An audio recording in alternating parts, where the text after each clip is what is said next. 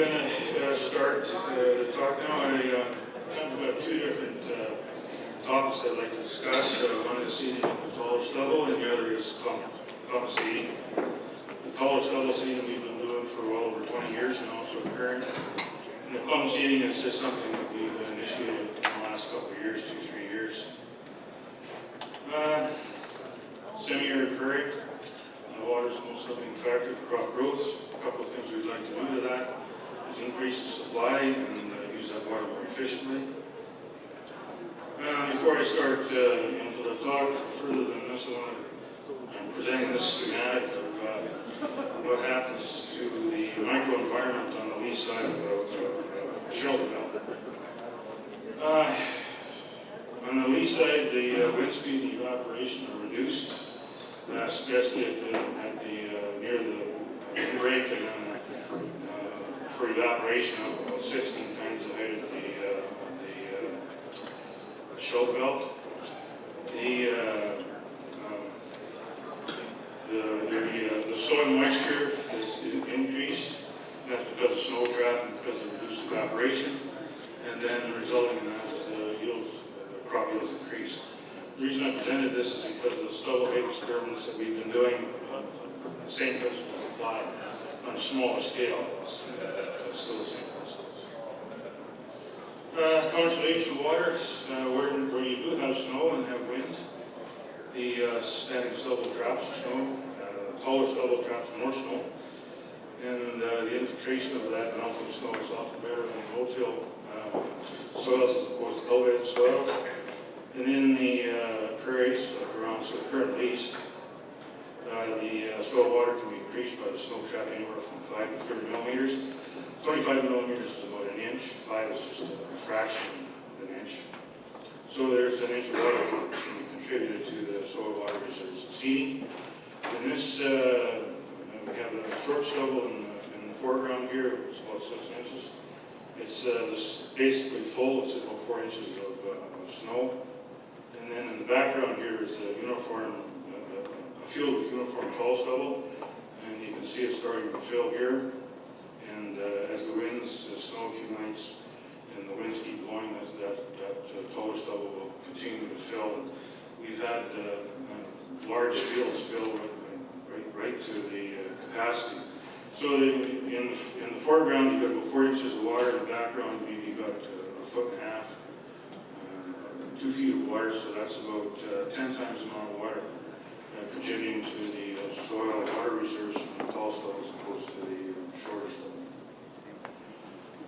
There's another, we haven't done this for years now, but about 20 years ago we were leaving tall strips at harvest, strips of stubble, and this stubble obviously traps snow. In the foreground there's a field without the stubble strips, and in the background here you see the strips.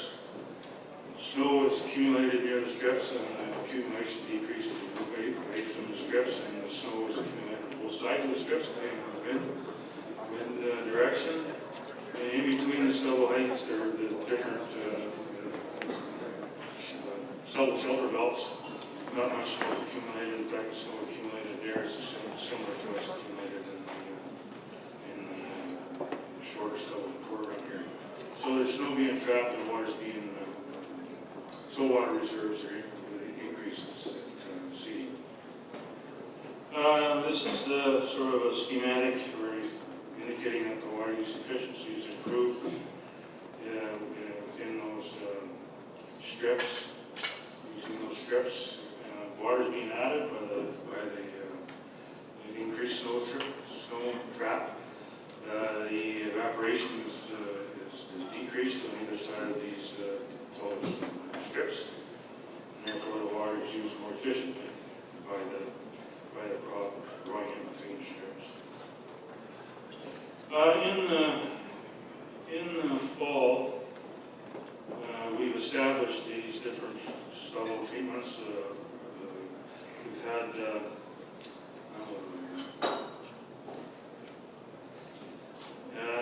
there's this thing we've had a cultivated, we've established cultivated strips, and then we shorter stubble with 15 centimeters, tall stubble 30, and extra tall 45 plus, up to 50 centimeters, which is about 20 inches. So each of these different treatments traps more different amounts of snow in the fall. It increases the soil water reserves by seeding, and then you get an increase in yield with the increase in the water supply. What we found that the increase in yield is more than what can be accounted for by the amount of snow that we've trapped.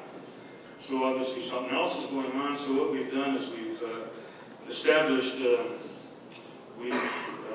at harvest, we've left the fields or the plot area as tall stubble, the tall stubble treatment we wanted to have. So it'd be like in this one here, 45 to 50 centimeters tall stubble. It's overwintered, trying to equalize the snow trap across the plot area. And then just before seeding, we established each one of these plots. And this is one of the ways that we've harvested the plot area tall in the fall, which is we use the stripper header. I went away from the stripper header. I went into using the straight cut header because this thing, although it leaves the stubble, the tallest stubble is left by the stripper header. Getting the stripper header was a problem, so we just used the straight cut header and harvested the stubble. That's some of the heads. Wasn't right about that. The schematic of the cultivated short and tall stubble plots. If we say that the wind speed and the evaporation is for the cultivated are standard, the taller stubble plots, the wind speed is near the soil surface has been reduced by about 70%. Evaporation from the system has been reduced by about 30%. And these are actual readings that we've measured. It's an average of 4 years of growing these tall, short, and cultivated stubbles, and this is during the seedling stage. The reduction in the wind speed in the ground is about what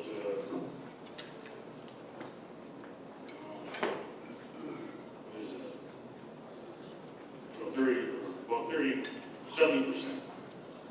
And then the decrease in the evaporation rate was a total of about 30%. I want to make a little comment about the radiation.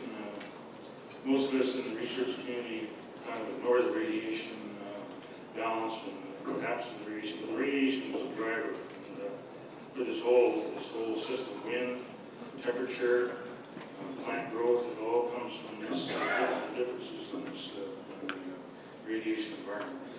And here the taller stubble has reduced radiation by about 10% compared to the short and cultivated stubble. This is two graphs of what happens on a daily basis from seeding to harvest. There's actually about there's three different areas here. There's a flat part from during the seedling stage. So the microenvironment has been influenced by the stubble alone. And then there's this decreasing part here as the plant grows in height, so the density of the canopy is increasing. And there's this flat part here again where the plant has reached its maximum height, so the density of the canopy has reached its maximum. So that's radiation, and the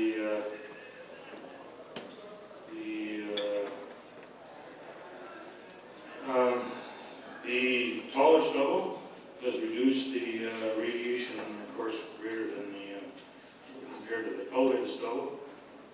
And for the wind speed, you have the same flat part, the decreasing part, and then another flat part there where the wind is near the soil surface is 0.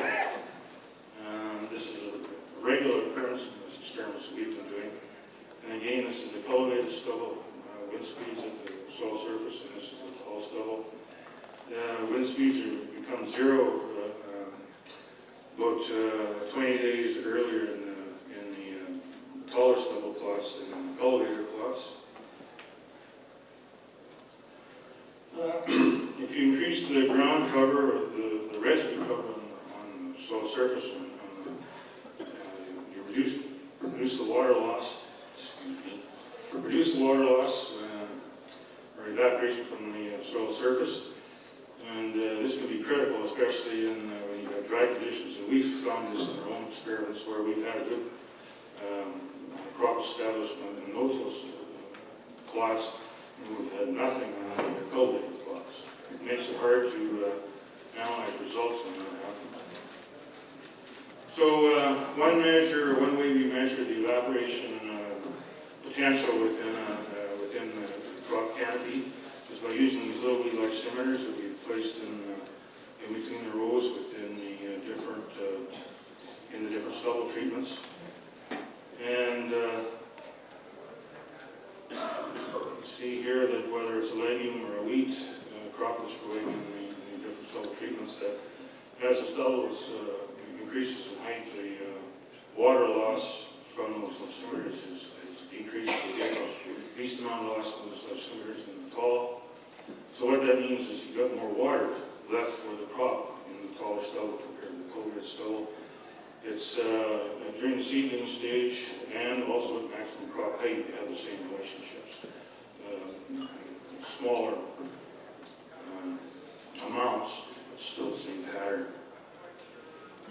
This is two graphs of the soil temperatures. The bottom graph here is the graph of the daily change in soil temperatures, and it's been averaged across the last 2 weeks in May and the first week in June, around about seeding time.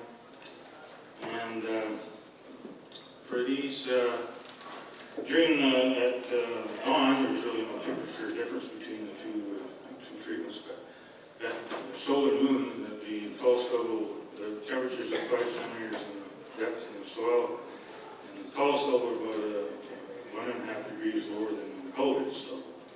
And this has, or it could have an effect at seeding time. The no-till soils are colder, but normally they're a little wetter in the shallower depths. So you can see a little shallower in the no-till compared to the conventionally tilled plots. And when you do that, the soil temperatures kind of even out a bit. They're not quite as different as they are. This is a schematic showing the, I'm going to talk about if at that line right there, the temperature in the no-till plot is colder than the cultivator plot, but if you seed a little shallower in the no-till plot, then the temperatures basically, well, they can even out. They don't do that very often, but now the soil the temperatures at seed depth in the no-till soil is not quite as low as it could be in if they were seeded at the same depth. Yield and water use efficiency. This is an average over 3 crops in 3 years. There's really no change in the water use. The crop and the water use is a measure, or it's the difference between water gain and water loss. Water gain in this situation would be from precipitation. Precipitation is the same across all plots. So if you've got the same water use from these plots, and this is between seeding and harvest, so if you've got the same water use, you've got the same additions, and for the water loss from each of these different stubble plots is the same.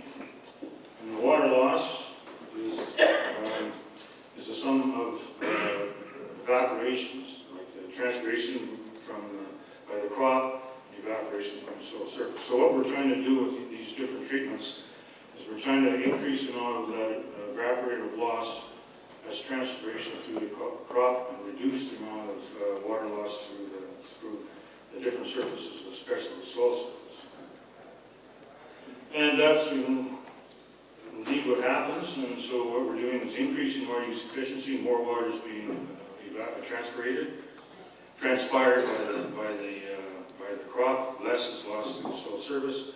Increase the Water use efficiency, increase the yield. So the taller the stubble, the more efficient the water is used and the greater the yield.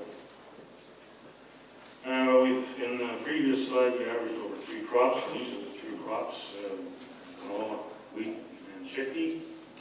There's a general increase for all of these crops as the stubble-height increases. I don't know what happened here with the chickpea. I have to look at the data and try to figure that out. But it was a consistent change over the 3 years.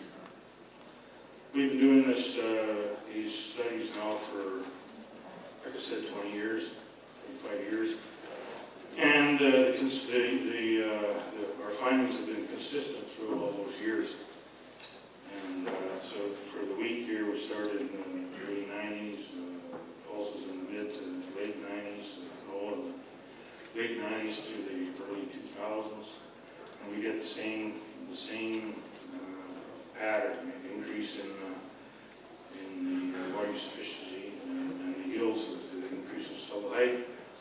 It doesn't matter what crop we grow, the water use from each of these stubble treatments is the same, doesn't change.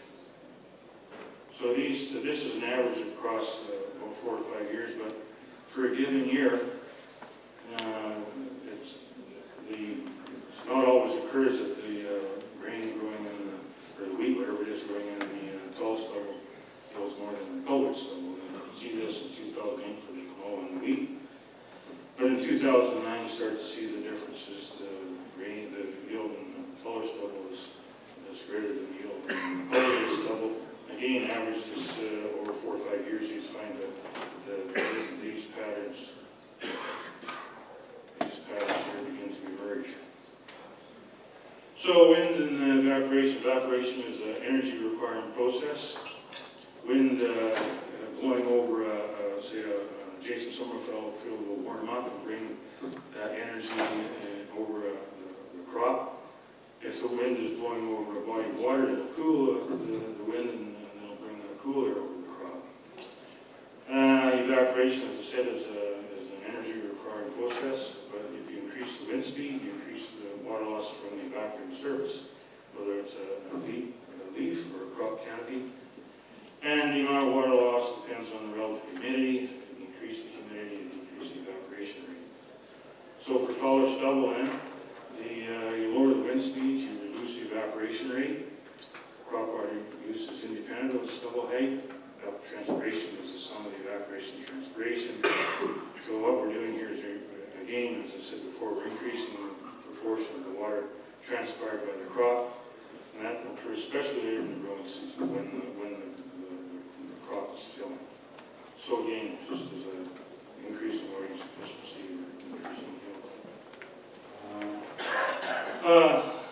Wind and mechanical movement of the crop. Mechanical movement of the crop is a stress. Puts a stress on the crop. So the photosynthate that would normally go into the seed, to fill the seed, is being diverted to the stem to strengthen the stem so that it won't lodge. But then again, there's a balance. If the crop lodges, you lose yield. And if more photosynthate is going to the stem to thicken the stem, more than it needs, then you have another form of yield loss. So there's this balance in there. Summary. The taller stubble increases yield by at least 2 ways. One is trapping more snow, increasing the soil water reserves in spring, and after seeding, it provides a more favorable microenvironment for the crop to grow during the growing season. Clump seeding. This is something we've just started in the last 3 or 4 years. In the States, they found that if you seed in clumps and all kinds of different clump sizes, but if you hit the right clump and the right size, they found that they can increase sorghum yields under dry conditions by 100% and increase corn yields by 50%. But this is under very dry conditions. So we wanted to see how this thing would work here with wheat and canola on the prairies. And that's just a plot layout. So,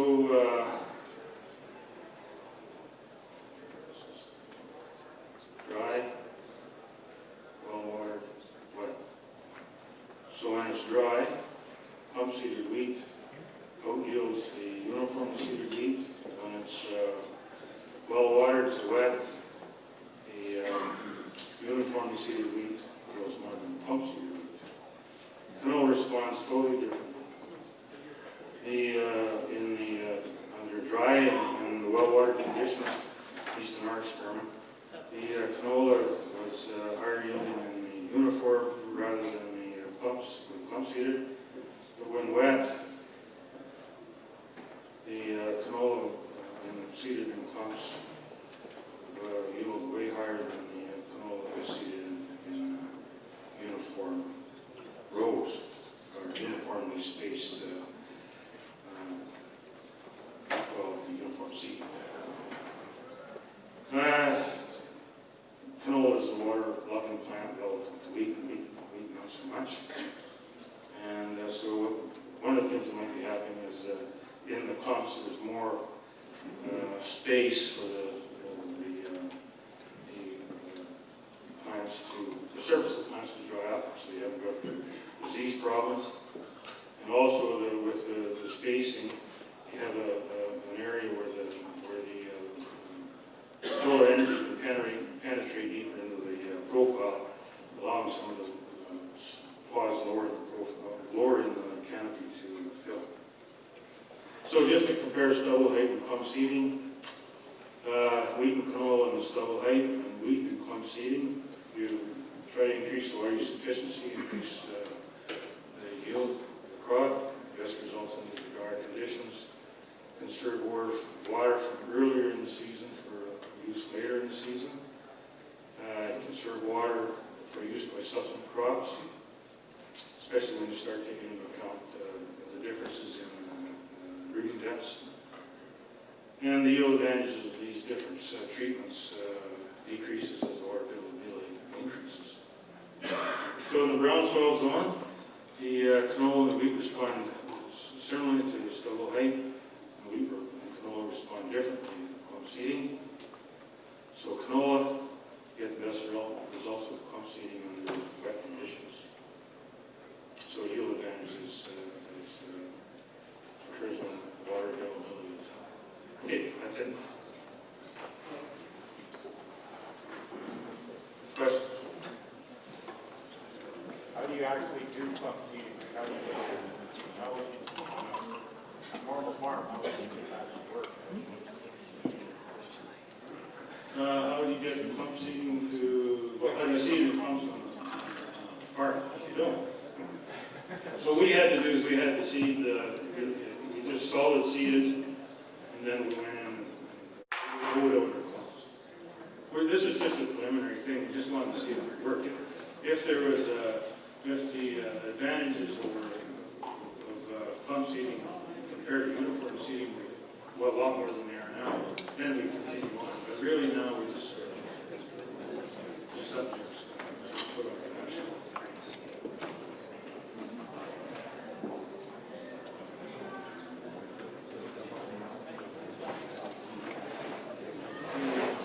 Any more questions? I have one actually. You were talking, the stubble-height in terms of water loss. Would the stubble-height influence yield as much?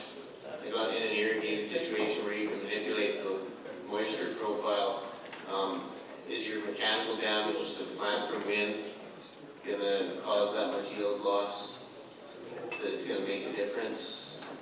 You know what I'm saying?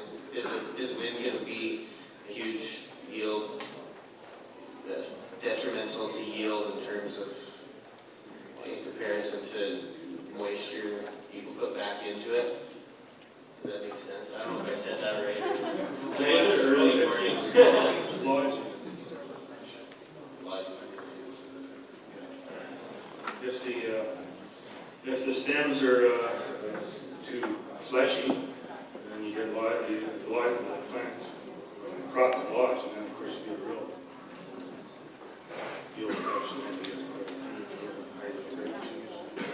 This thing, like under irrigation, in situations where water is not a limiting factor, then this stuff doesn't work.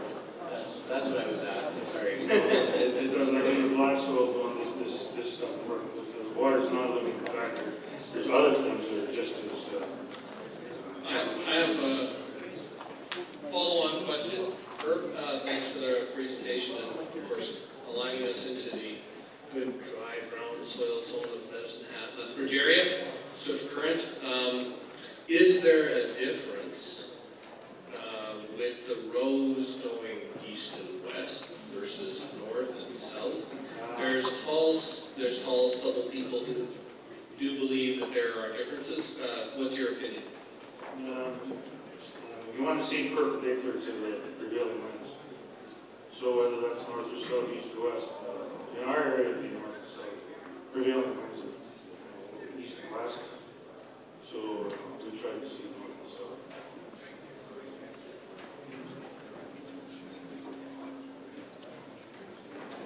Okay, any other questions?